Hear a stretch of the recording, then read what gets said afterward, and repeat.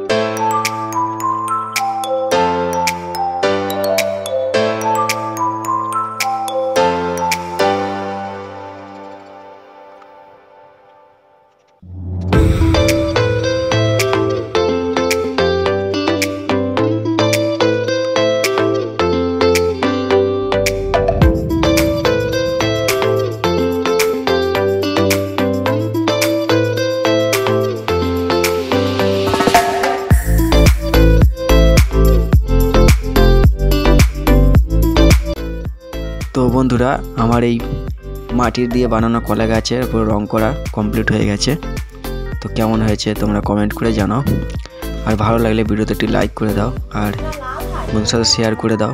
আর channel নতুন হয়ে থাকলে চ্যানেলটা সাবস্ক্রাইব করে নাও পরবর্তী এরকম ধরনের ভিডিও দেখার জন্য। আর কি কি গাছের বানানো দেখতে চাও তোমরা আমাকে কমেন্ট করে জানাতে পারো। তো আজকের ভিডিও এই পর্যন্তই, আবার দেখা হচ্ছে নতুন কোনো ভিডিওতে। সকলে ভালো থেকো, সুস্থ থেকো, টাটা, বাই বাই।